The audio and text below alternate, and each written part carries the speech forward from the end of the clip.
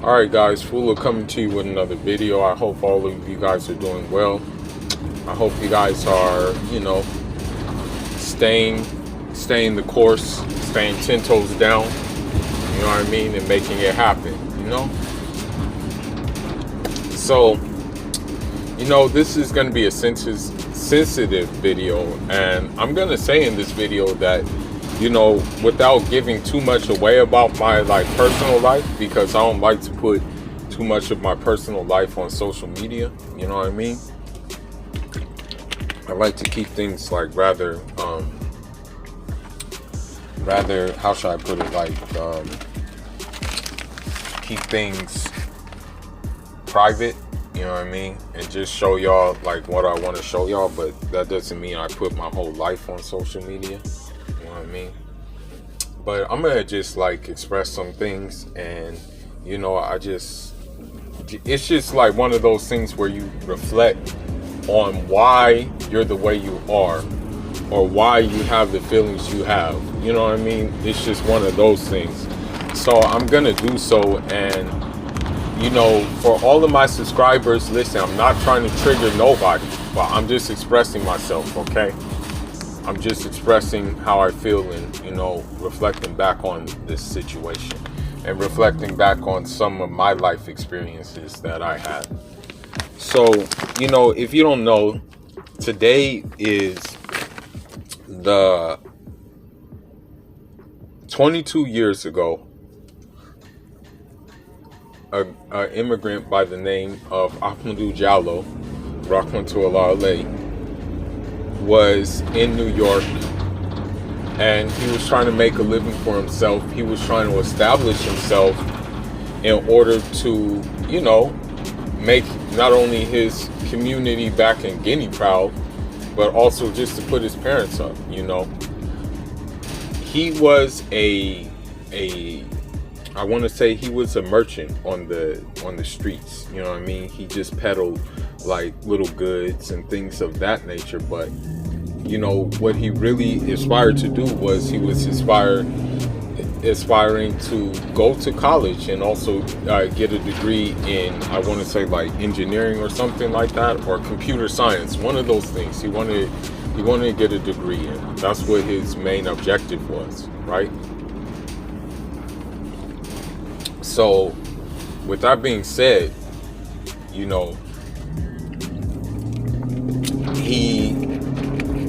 came to the United States alone, and that was his plan, that was his game plan.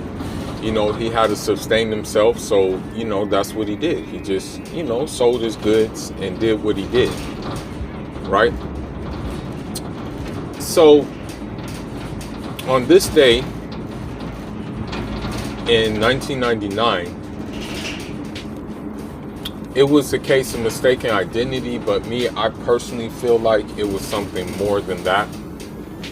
It was definitely something more than that, because Amadou Diallo, rahmatullahi alayhi, had an unfortunate encounter with police, and that encounter led to him being shot 41 times. Mind you, the police did not even, I want to say the police didn't even shoot him in the leg. They lit up his back. And while he was on the ground, right, motionless, they were still dumping at him, right? And so, of course his mom is going to be, upset that happened. And his mom was crying and things like that. And, with his mom crying and everything, she expected justice. She expected that, there was going to be justice for her son. Now, I forgot the exact number of how many cops actually shot, Amadou. But, all the cops that shot Amadou got off. They didn't have to face any repercussions for their actions. And so when that happened, it just Ahmadou's mom I think her name is Kadiatu. You know, she was just patient with what happened. You know what I mean? She just accepted the decree of Allah. You know, but that's a hard decree to swallow. That's a very hard decree to swallow. Now, I don't know if she got settlement money or not. You know, I'm not quite sure if she did. If they gave her settlement money and say, you know, here you go, this is what we have for you. You know, I gotta look into that. You know, but you know, I think that, you know, that headline sparks outrage. You know, it just sparks outrage everywhere. Now, it didn't lead to civil unrest. It didn't lead to vandalizing. It didn't lead to riots. But, you know, you saw this country's true colors, because there were actually police officers, okay? Not only were there police officers, but there were also civilians who accepted, you know, what those police officers did. And, you know, it's safe to say that those civilians, we know how they feel about black people. Let's just say that we know exactly how they look at black people as, right? And, you know, we fast forward and we're still in the same situations today. You know, and I don't really disclose this because, you know, a lot of times, like, you know, in our culture, we're taught that, you know, you stay down and you don't cry tears, and you just like swallow the things that have happened to you. You know what I mean? You just swallow it and you keep it moving. You have to have some stoicism. And, you know, that's how I had to move in regards to an event that happened with me. You know, when I first got to this country, I was supposed to stay with my uncle, okay? But what happened is my uncle went back to his neck of the woods to visit his family and visit his wives, who are still in Africa, right? Who are still in Africa. And so what happened was, you know, he was awaiting his, you know, his residency. He was awaiting his green card. I guess he got the wrong advice. He got the wrong advice to you know, do the process, and so the process was never completed. You know what I mean? He never got the process done, right? And he was still impending for the process, but they said that he's able to travel back home with no problem. You know, they said that, okay, you can go back, and you can come back to America, no problem, while the process is pending. But instead of, you know, them actually being true on their word, what they did was they held them in immigration. They held them in, I want to call it ICE. I think that's what they call it. So they held them in immigration, and, you know, I want to say that, you know,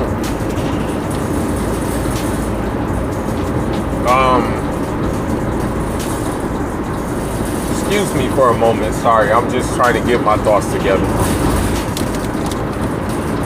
But I want to say that they held them for a long period of time.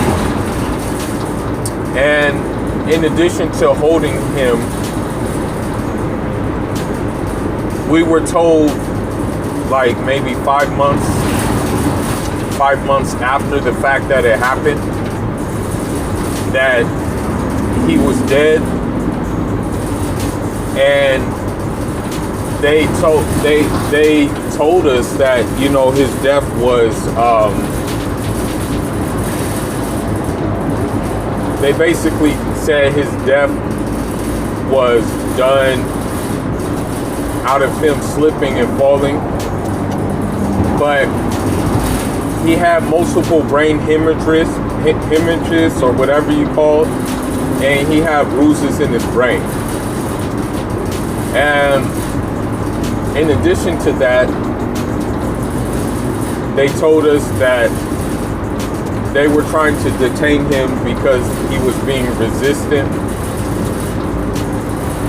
But also they told us that he would be a good candidate for organs,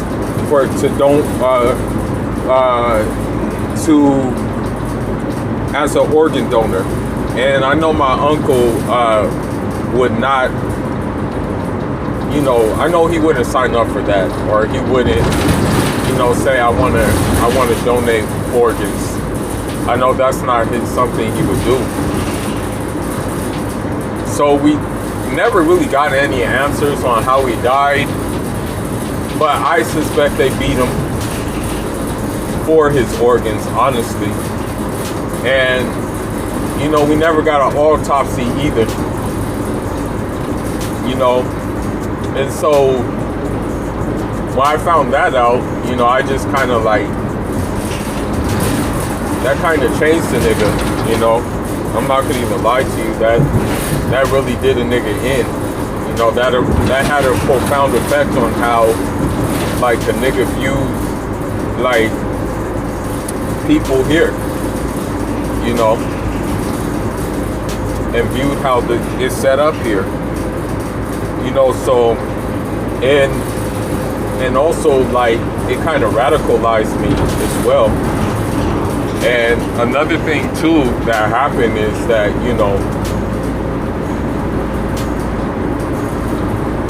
he's not the only one that had that occurred. Unfortunately, that even women in ICE have suffered the same fate as him. And also, I want to say that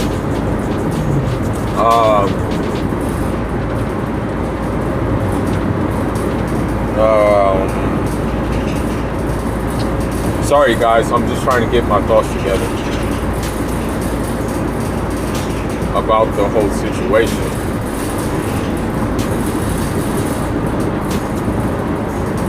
It's kind of hard to talk about it, but this is just something that makes me reflect. But it's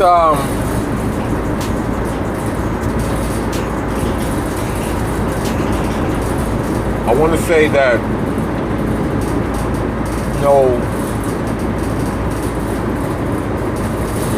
the ICE, these immigration detention centers, they're usually converted from county jails, from penitentiaries, and they're pretty much privately owned. As far as the women is concerned, I just remember what I wanted to say about them. They're known to sterilize women against their will in those things, It's really sinister what goes on in there, And when I look at the situation with Amadou Diallo, when I look at the situation with Ousmane Zongo, when I look at the situation with Bersham Jun, when I look at the situation with, I want to say, Tamir Rice, when I look at this situation with, I think his name was Palantro Phillips or something like that. When I look at these situations, I understand that, how we view the world, and how, for example, how we're turned cold in the inner city, where I was in South Central. I realized that we're not the cause of gun violence. We're not the cause of gang banging. We're not the cause of these things. We're the effect of it. We're the effect, because if my uncle was alive, my trajectory would be probably different by now. I wouldn't have been in South Central LA. When I first got here for many years, I wouldn't have been in this area where there is like a lot of gang activity. I wouldn't have been there. You know what I mean? So by them doing what they do, we're the effect. We're not the cause of it. So when you look at a situation like Amadou Diallo, you know, and I'm going to reference two books. I'm going to reference two books to this whole thing, and I'm going to close this video after this. But when you look at the situation with Amadou Diallo, you're like, okay, well, we can't get justice in the system. You know, we're not going to get justice. They can kill us at will. You know, that's just how it works. We're not going to be avenged. Maybe in the hereafter, you know, the people who kill us unjustly, they'll meet their fate because they have to answer to their Lord for doing that. You know, there was another guy that, you know, was actually saying, please, Allah. And they say, and one of the bastard cops said, Allah can't help you. Allah's not going to help you, before he choked them out to death. So, you know, they'll get their punishment in the grave. Don't get it wrong. You know, that'll come in the grave. Right? That's a guarantee. But when it comes to this, on this area, like in this earth we know as right now, you know, they can get off with it. And, you know, Nipsey has made songs about this. Scarface has made songs about this. I believe even Jay-Z has made songs about this situation. You know what I mean? But there's one book, there's two books, that, and one of them I'm actually finishing up right now. And one of them I actually took a break on, you know, because it was a very technical read. And I'm like, damn, bro, this shit is hella technical. This shit will, like, overload your brain if you know what I mean? So I had to take a break. I'm like, damn, bro, this shit right here. So, what happened is, in the Amilcar Cabral book, in one of his speeches, you know, he was saying that the colonial forces, that the only way, and this is Amilcar Cabral. A lot of people think Amilcar Cabral was, you know, like some kind of pacifist dude. No. Negative. He was pretty savage. I'll give you two examples. First example is that if you didn't fight, if you didn't go on the front line, he would execute you. He will order for your execution. And I think the reason why he did that is because he feared that people would not stay off to the side and do something. He was afraid that they were going to, you know, actually join the colonial army. Because, mind you, in the Portuguese army, you had a hell of a lot of African mercenaries, you know, who were a part of their army. Okay? I must remind you of that. All right? Now, the second thing is, this is the second thing we must say. In his book, he says that, and this is the view I take. This is my view. All right? He said his beef is not with the Portuguese people. He said his beef is with the system that they established in Africa of exploitation, of subjugation, of slavery, of famine, like starvation, starving a damn country. Because I'm not going to lie to you, the reason why the Cabo Verde Islands are so dry is because Portugal. That's the main reason, right? He said that's what his beef was against. However, the corporates, or the culprits of this, happen to be white people. And so, to take it a step further, he said that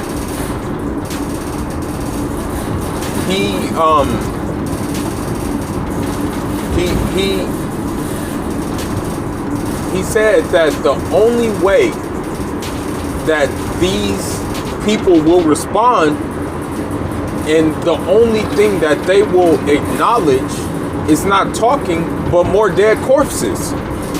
So in other words, he said the only way to send the message is to take one of theirs out, or actually take a lot of theirs out and intensify in taking theirs out. That's how he said to send a message. That's the only way they were going to answer. And so I'm sorry to say it, but with people here in this whole system, that's the only way they answer. Unfortunately, you have to meet aggression with aggression.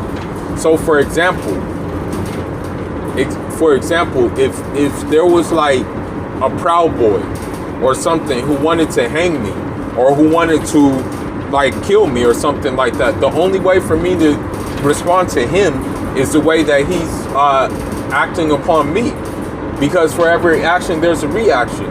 So I would have to do what he's trying to do to me, and that's just the reality. Now I'm gonna answer another thing too. A lot of this black on black, I'm being real, okay? I'm not trying to justify black on black violence by any means, but a lot of this black on black violence stems from us not being able to get justice for things that are going on. For example, for, financial discrimination, for housing discrimination, for just the overall racial discrimination. So what do? We take out our things on each other. We take out our anger on each other. That's what it is. It's bent up anger at things that we pretty much have a little control over. Because we don't have like our own financial institutions. We don't have our own military. Okay? And so that's another thing about Africa. When we look at it from a parallel view, in Africa, we really don't have our own military. A lot of our military comes from, left remnants of colonialism. I kid you not. The best form of military that we had was Amilcar Cabral's movement, the PAIGC, because that was a grassroots guerrilla movement that didn't stem from colonialism. It stemmed from a need to do away with colonialism. But eventually, because of coup d'etats, because of his death, because of civil war, it became just pretty much a vessel of the Portuguese after it was all said and done. You know what I mean? That's just basically how it worked. So I say that all to say that in the case of Amadou Diallo, there's been no progress being made for that. And I'm sorry to say it, but he's a martyr, and his situation. We've had many situations that are pretty much the same as his. But I just decided to remember him on this day. And all I gotta say is, may Allah have mercy on him. May Allah admit him to paradise if he's not already there in his barzakh. May Allah give him and his family patience. And I want to add one more thing. I had a cousin who suffered the same fate, and the same thing happened. There was no justice for him. He was killed in his apartment, and the crazy thing about it is that he didn't even, what am I saying? He did not, his mother, and this is a distant cousin, mind you, but he's still like a cousin. You know what I mean? He's still like pretty much a distant relative. But his mother called the ambulance to like check on him, because I think he was, feeling a little down or something was going on. But instead of the ambulance showing up, the police officers showed up, and they killed him. They killed him in his apartment. I believe they shot him in the chest and they shot him in the head. And they say he had a knife and was lunging at him. with a knife, but they didn't find no knife, you know. That was just a justification. You know, luckily, you know, his mother got a settlement, you know what I mean? But that settlement don't mean nothing. Like, honestly, like, a settlement is not going to pay for the pain that a family will feel when their loved one is, like, unjustly taken away from them. You know, and all their loved one was trying to do was trying to better themselves, you know. But anyway, man, may Allah have mercy on them all. And, you know, may God protect my followers too, who happen to be either AKA African from the continent, African from the Caribbean, or African from, you know, North America, you know what I mean? Or even African from Latin America, you know. May Allah protect y'all, man. Because even with Joe Biden, even with Kamala Harris, we're like just a police stop away from getting our head blown off. Even when being cooperating, you know. But that's all I got for now, man. Leave your thoughts, leave your comments. Fuller signing out. Inshallah.